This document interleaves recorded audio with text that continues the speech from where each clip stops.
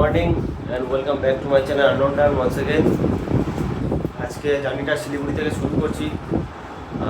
আজকে যাব উদালগুড়ি তাহলে ভৈরবকুণ্ড যদি টাইম থাকে তো। কিলোমিটার এখান থেকে ভৈরবকুণ্ডের প্রায় 500 কিলোমিটার কাছাকাছি, 496 একটা আছে, আর একটা ফুলবাড়ি হয়ে গেলে 468 কিলোমিটার মতো রাস্তা আছে। তো আজকে ওইটা দিয়ে যাব। রুম নর্মালি একটা রুম নিয়েছিলাম, একটা বেড আছে, এখানে জানলা, আয়না আর বাথরুম, আর কি দেখাবো, ওই যেমন থাকে আর কি নর্মালি নয়। তো নর্মাল মডারেট একটা রুম নিয়েছি, কোনো রকম আর কালকের ঘাটাঘাটি করিনি। 11টা বেজে গেছিলো আমাদের এখানে ঢুকতে, প্রায় মোটামুটি অল সেট আপ সব কমপ্লিট। এখন বাজে 9টা, বেরিয়ে পড়বে এবার। এই যে আমার 450 দাঁড়িয়ে আছে, সেট আপ সব complete, tank bag, frame bag, saddle bag, top box ready, chain lube ready. এদিকে MT-15 পুরো ফুল রেডি হয়ে দাঁড়িয়ে আছে। আর এদিকে দাদার এখনও চলছে, সবার ফার্স্টে উঠেছে কিন্তু এখন সবার লাস্ট।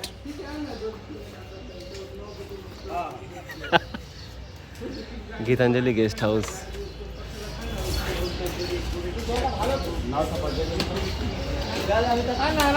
চলো এবার বাকিটা তাহলে এবার মোটো ব্লগিং সেট আপে বলো। আমি সবার আগে উঠেছি বটে, হ্যাঁ, কিন্তু এদের চক্করে পড়ে আবার ঘুমিয়ে গেছিলাম।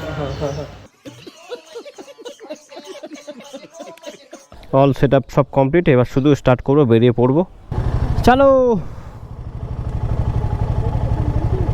হ্যাঁ হ্যাঁ হ্যাঁ, একদম ডেস্টিনেশন ডাইরেক্ট। ও আমাদের ব্লগার বাবু।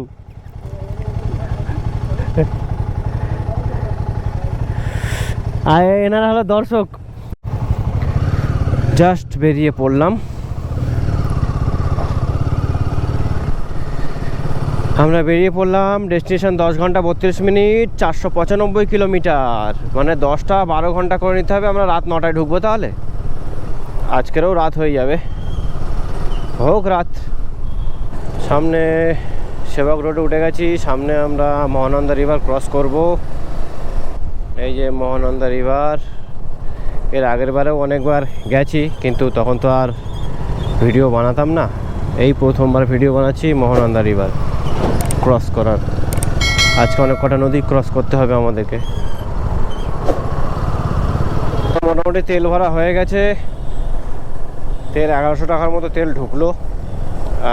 মাইলেজ পাচ্ছি ওই 30, অ্যারাউন্ড 30, মানে লংয়ে গেলে 30 পাবো, শহর অঞ্চলে চালালে 22 পাবো, এটাই বোঝা গেল আর কি।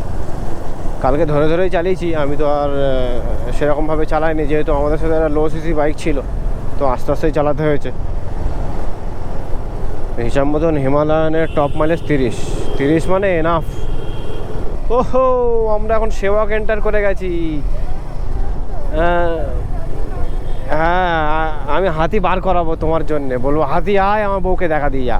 खत्म, bye bye, tata, good bye, गया। মালবাজার 44, কালিম্পং 54, গ্যাংটক 104। দুদিন আগেই ছিলাম শহরের মধ্যে, শহরের কোলাহলে, আজ শান্তিপূর্ণ জায়গায় আছি। যতবারই এই সেবকের জঙ্গল দিয়ে যায়, ততবারই মনটা ভরে যায়। অপূর্ব সুন্দর এই জায়গা, ওফ কি মায়াবী লাগে এই জায়গাটা।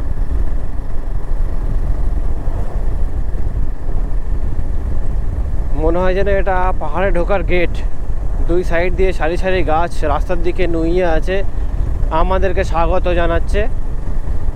দারুণ জায়গা এটা, পাহাড়ে ঢোকার জন্য স্বাগত জানাচ্ছে আমাদেরকে। আর সেই পাহাড়ি ঝিঝি পোকার ডাক শুরু হয়ে গেছে, আর এই আমাদের পাহাড়ের রাস্তা শুরু হলো। পাহাড় দেখা স্টার্ট হয়ে গেছে এখন থেকে, আজকেই পাহাড় দেখে নিলাম। এখন এই জ্যামটা হলো ক্রসিংয়ের জ্যাম, রেলওয়ে ক্রসিং।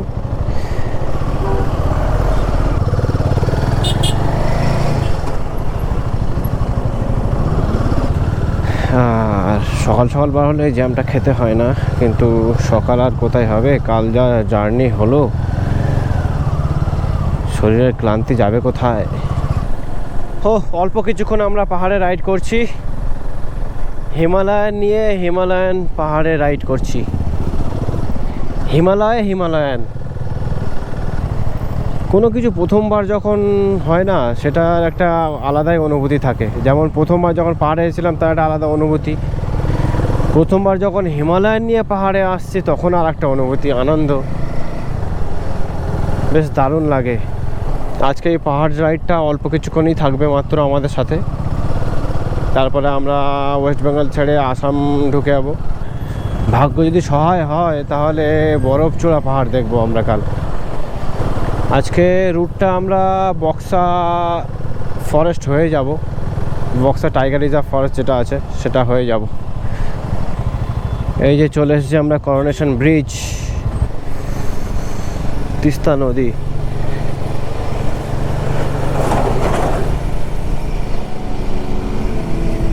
সুন্দরতা এবং রহস্যে ঘেরা এই প্রকৃতি বারবার আমাকে তার কাছে টেনে আনে, তার অপরূপ রূপ দেখানোর জন্য।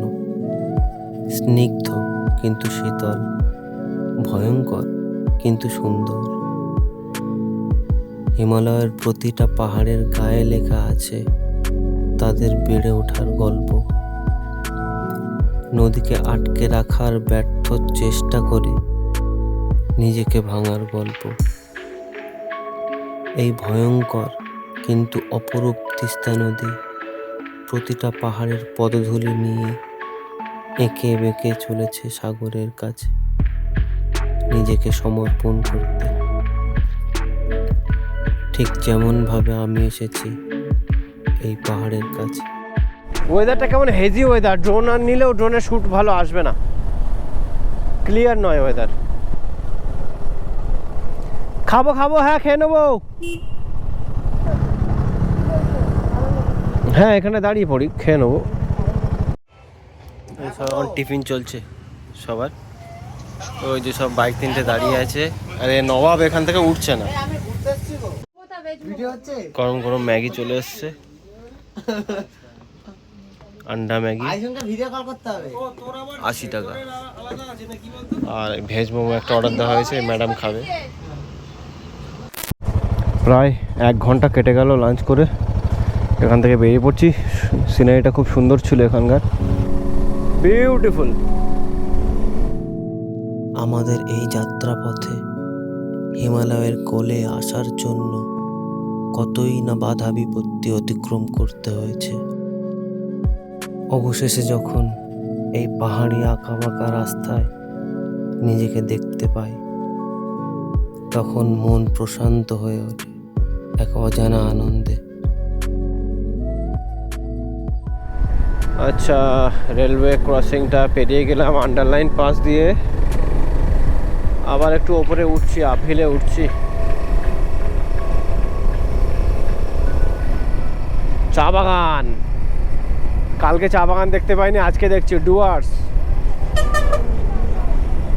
সেটা এটা নয় না, ডামডিম 16, মালবা 23, বনগাঁও 67। কালকে চা বাগান দেখতে পাইনি, আজকে চা বাগান দেখতে পাচ্ছি। এটা ডুয়ার্স।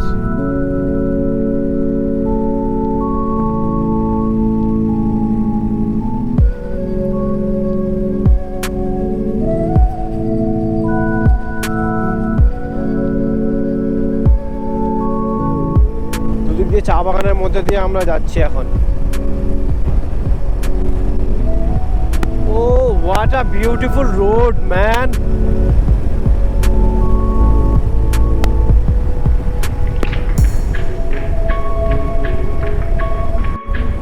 বাম দিকে পাহাড়, হ্যাঁ হেজি ওয়েদার বলে দেখা যাচ্ছে না পরিষ্কার, বৃষ্টির দিনে হয়। এদিকে সমতল, এদিকে পাহাড়, সামনে রাস্তা, আমরা বয়ে চলেছি। এটা কি নদী পার হচ্ছে? সাবাস, এটা কি নদী? এটা নদীটার নাম জানি না, পরে মেনশন করে দেবো আমি। লাটাগুড়ি 40 কিলোমিটার, রিভার বেডটা বেশ,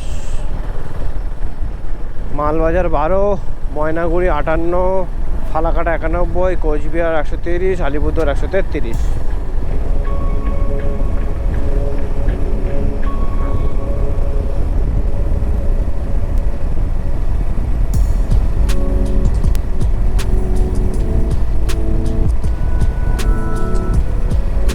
What a curve, man! What a curve!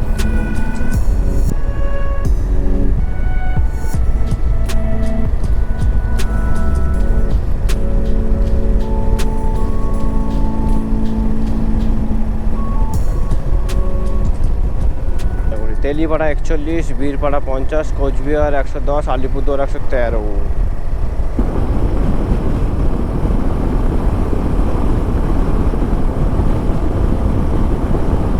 মূর্তি সেতু, মূর্তি।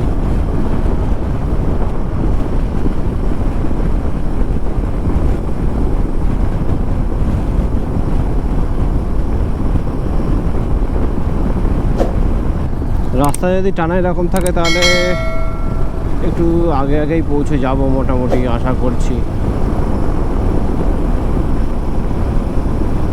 গুয়াহাটি 436।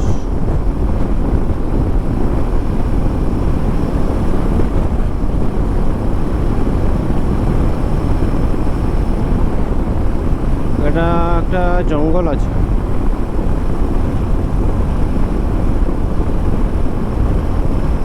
Elephant crossing zone. এটা চাপামারি জঙ্গল। আমরা এখন এন্টার করলাম চাপামারি জঙ্গল। বেশ সুন্দর ছাওয়া ছাওয়া রাস্তা, দারুণ লাগছে, দারুণ, জাস্ট অনবদ্য। আমরা মোটামুটি 85-90-তে ক্রুজ করছি। চারিদিকে চা বাগান আর চা বাগান, এদিকে সমতলে চা বাগান, এদিকে পাহাড়ি চা বাগান।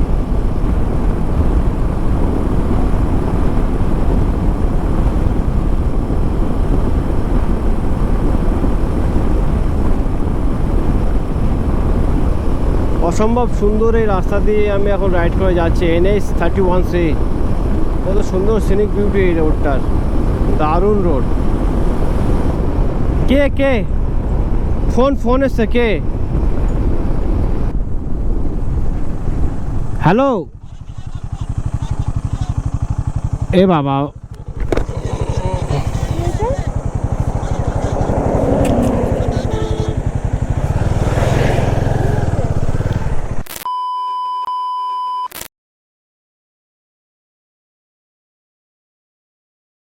ঘড়িতে এখন সময় হলো 4:02। মাঝখানে অনেক ঘটনা ঘটে গেল, অনেক কিছু শিকার হলাম আমরা। বিষয় হচ্ছে যে এখন আমাদের লাঞ্চ হয়নি, লাঞ্চ করতে হবে। অনেকটাই লেট, মোটামুটি 3 ঘন্টা অ্যাপ্রক্সিমেটলি লেট আছি। আজকে ডেস্টিনেশনটা উদালগুড়ি হবে না, তার আগে যদি কোনো জায়গায় থাকতে হয় তো থেকে যাবো। দেখি এখন কতটা যেতে পারি তার উপর ডিপেন্ড করছে যে কোন জায়গায় থাকবো। নর্মালি ফোনের ম্যাপে বনগাইগাঁও মেরে রেখে দিয়েছি। ডেস্টিনেশন এখনও 190 কিলোমিটার, 4 ঘন্টা লাগবে বলছে। দেখি যদি বনগাইগাঁও পার করেও যদি যাওয়া যায় তাও যাব, যতটা যাওয়া যায়। রাস্তার কন্ডিশন খুবই ভালো, কিন্তু রাস্তাটা সিঙ্গেল লেন, এটাই যে চাপের। এই হোটেল এখানে একটা আছে, এখানে একটা হোটেল আছে। আচ্ছা, ডেকা হোটেল, ওটা কেমন? ওখানে খেয়ে নি, চল। A few moments later. এখন ঘড়িতে টাইম হচ্ছে 5:17। আমরা মোটামুটি এই আধা ঘন্টা মতন আগে খেয়ে বেরিয়ে পড়েছি। সুন্দর, পেছনে সুন্দর একটা সানসেট হচ্ছে, জানি না দেখা যাচ্ছে কিনা গোপ্রোতে। তারা দুজন বেরিয়ে গেছে, আমি একটু পেছনে পড়ে গেছি। আমি একটা প্রসেশনের মাঝখানে আটকে গেছিলাম, বেশ অনেকক্ষণই আটকে ছিলাম। ধরে নেবো তাদেরকে। হাসিমারা 26, পাশাখা 42, গুয়াহাটি 362। চা বাগান ধরেই যাচ্ছি আমরা এখনো। আরে ইয়ার,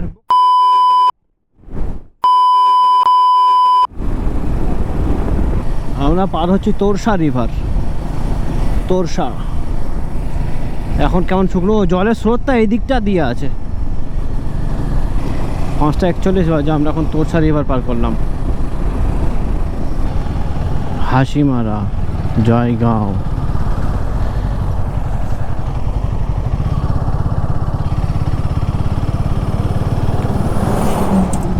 আমরা এই 3 রাস্তার মোড় থেকে মাঝখানেটায় নিয়ে নিলাম। জয়গাঁও 16, এটা হলো হাসিমারা, আই লাভ হাসিমারা। এটা আর্মি ক্যাম্প আছে। আর ছোটোবেলায় অনেক বইতে পড়েছি, জলদাপাড়া জঙ্গল, জলদাপাড়া ন্যাশনাল পার্ক, এই যে ডান দিকে ঘন অরণ্য জঙ্গল, এগুলো সব জলদাপাড়া ন্যাশনাল পার্ক। আমরা এখন জলদাপাড়া ফরেস্ট পার করছি। কেমন ঘন অরণ্য বলো, বাগান। এ বাগানের ডেন্সিটিটা দেখো কীরকম, দেখো একবার কিরম লাগছে একবার।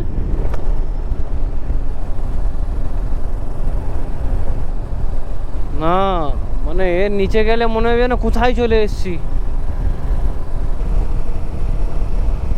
এটা সুপারি বাগান দেখো এবার। A few moments later. এখন ঘড়িতে টাইম হচ্ছে 6:58। আমরা এখন পার করছি উত্তর পানিয়ালগুড়ি, জলদাপাড়া জঙ্গলের। 2 ঘন্টা 30 মিনিট লাগবে, এখন 2.5 ঘন্টা লাগবে। 117 কিলোমিটার ডিস্টেন্স। গুয়াহাটি এখান থেকে 300 কিলোমিটার। NH 317। অনেকটাই লেট, একটু দাঁড়িয়েছিলাম চা খাওয়ার জন্যে। চা খেলাম, বেশ সুন্দর চা ছিল। বাবা আলু গোদাম এত এত সুন্দর।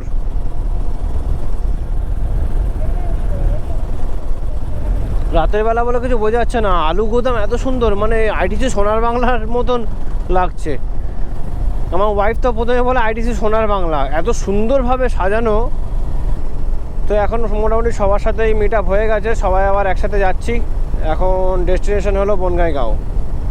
ঘর থেকে মোটামুটি 810 কিলোমিটার চালিয়ে এসেছি, আর গাড়ির মাইলেজ পাচ্ছি আমি 30 করে। ডিসপ্লেতে দেখাচ্ছে 33, 34, 35, কিন্তু 30 করেই মাইলেজ পাচ্ছি।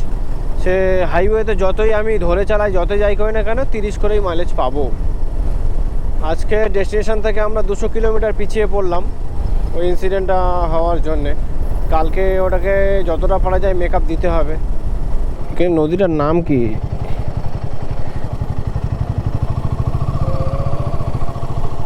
এই যে আমরা মোটামুটি, হ্যাঁ এখন বাজে 7:53। আমরা কি নদী ক্রস করলাম জানি না, সেটা ডেসক্রিপশানে দিয়ে দেবো এডিটিংয়ের সময়। আমরা আসাম এন্টার করে গেলাম। এখান থেকে বনগাঁইগাঁও আর 84 কিলোমিটার বাকি। ঘড়িতে টাইম বলছে 1 ঘন্টা 45 মিনিট। 9:30 বাজবে। রাস্তা কন্ডিশন মোটামুটি ভালোই, খারাপ পাইনি। তবে আসামের খানিকটা আগে থেকে বেশ 2-ওয়ে হাইলেন আছে। তার আগে সিঙ্গেল লেন ছিল, এবার ডাবল লেন হয়েছে। টোল রোড স্টার্ট, এইগুলো সব আসামের চেকিং।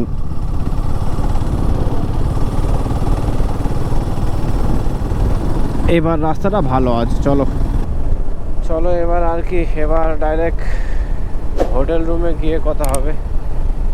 রাতের বেলা আর কি দেখাবো, দেখানোর কিছু নেই। অনেক ঘটনা ঘটে গেল আজ, অনেক কিছু হয়ে গেল। প্ল্যানেও অনেক এদিক ওদিক করতে হবে আমাদেরকে, প্ল্যান চেঞ্জ করতে হবে।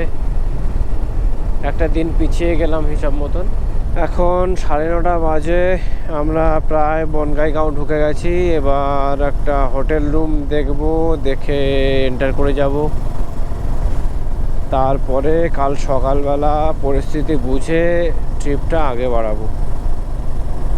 এখনও কোনো নিশ্চয়তা নেই যে কালকে কি হবে, যাব কি যাব না, রিটার্ন করব কি করব না।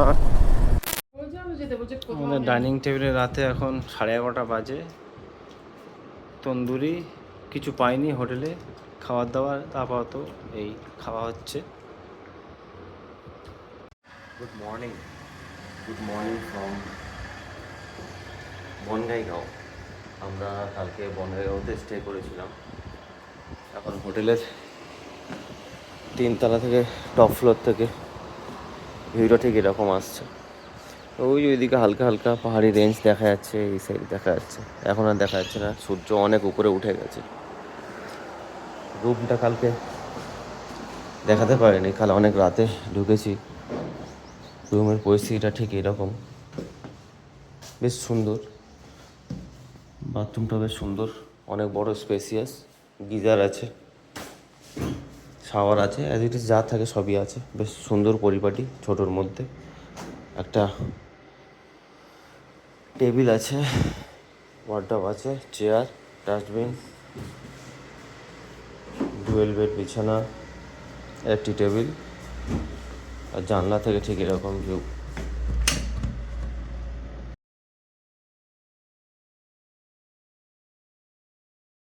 ওফ,